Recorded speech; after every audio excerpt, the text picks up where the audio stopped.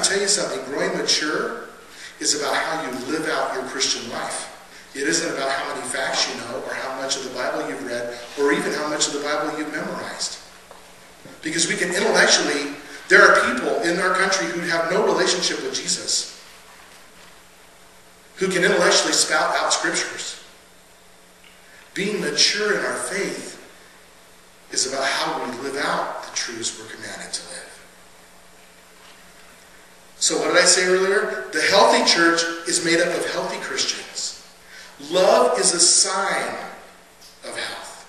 Therefore, healthy churches are made up of Christians who willingly love and give and receive love. Milk. Babies start on milk first, and then they move on to other things. Meat. The maturing process of the believer.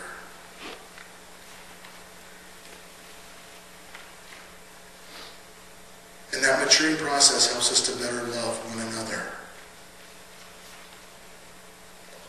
How do I get that here? Let's look at the 5 words, and I'm going to call them 5 growth inhibitors. Okay?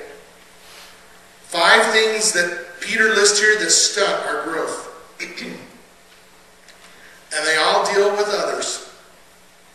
So just so you realize, Peter is talking about love. If you wonder what Peter's talking about as you're reading the 1 Peter, you got to go back to love. You got to go back to love every single time. One of the things that we have to realize is that Peter knew that Jesus loved him because Jesus forgave him for denying him. Peter experienced the love of Jesus on a level that many of us cannot understand. Malice. That's the first thing he mentions there. Malice.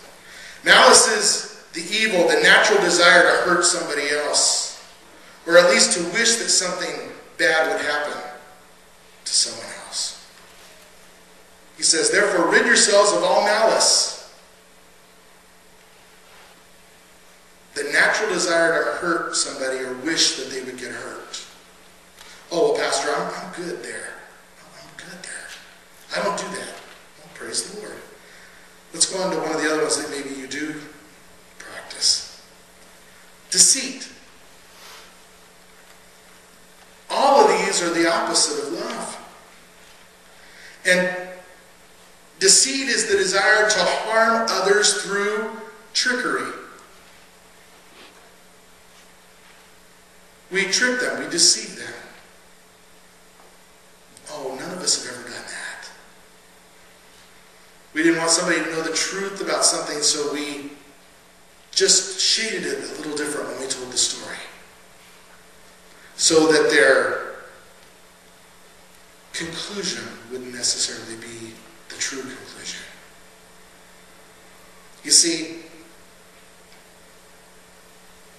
malice is about wishing that somebody could be struck by lightning, or hopes that someone else cheats on the person that cheated you. Whereas deceit just itself lacks honesty and integrity.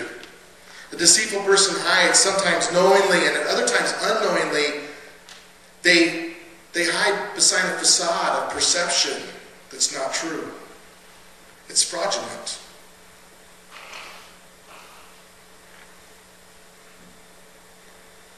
Unfortunately, a person who is a deceiver is unable to give and receive love, because love requires an atmosphere of open honesty and acceptance. Well, let's go on to 3. Number 3, hypocrisy. Oh, you've heard that. You've had those conversations with people at your job. I don't want to go to church because I just hate all the hypocrites. Well, there's hypocrites everywhere we go. Jesus condemned this with the Pharisees. You see, the hypocrite covers up his own evil intent with a show of righteousness. They hide their own sin. I remember way back in the day in late 80s, I was reading someone's article, and it was this article by a pastor who said, I don't read secular magazines, I don't read secular newspapers, I don't go swimming in swimming pools where other women are swimming, and he had this whole list of all these things that he did and didn't do.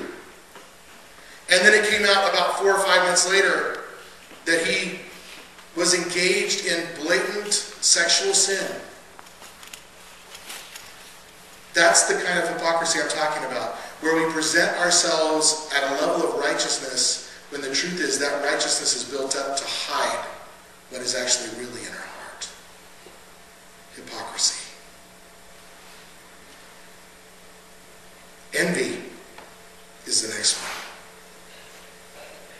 When envy is allowed to build within the Christian soul, one is unable to rejoice with those who rejoice and truly grieve with those who grieve. The envious person negatively affects the health of those around him or her. You know what I'm talking about? Something really good's happened to someone close to you, and instead of going, I just rejoice with you, brother, you're like, great, good for you. Woo. What? And then we turn around like, God, why didn't it happen for me? Why didn't my family give me a new car? Why didn't, and you know what, come on, if we're all honest, envy is one of those that rears its head. We can run from malice because we can see the evilness in that. But you don't understand, God. I haven't had all of my life, I've never had a new car, and then you gave a new car to him? They get everything. He was born with a silver spoon in his mouth. Come on, God. Why am I the only one that goes through hard times? Some of you are smiling. Because I know we've almost everyone struggles with that at times. Next time that happens, something good happens to somebody around you, ask yourself, can I really rejoice with them? Work on it. Living these out is not just an easy decision where you say, oh yes, I'm just going to stop. I'm going to stop being a hypocrite. And don't get up and tell people. All right? Don't get up like next Sunday and say, I just want to admit to everybody that, I've just really been this hypocrite. No. You know what? If you need to tell a couple of friends, but we got to be careful how we get up and how open we are and just tell them. But yeah, sometimes we do need to tell some people that we can trust, who will hold it in confidence. The fifth one, slander. Well, let me tell you, slander's purpose is simply to destroy another person's reputation. And notice here, we're talking about loving the church family sincerely and deeply, and the 5 things that Peter talks about: malice, deceit, hypocrisy, envy, and slander. All have to do with how we live out and treat others.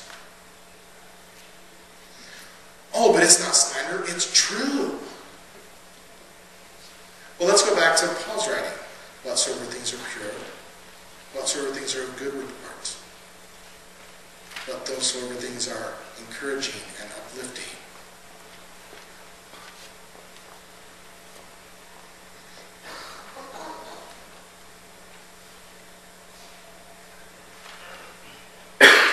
When the woman who was caught in adultery was dragged in front of Jesus,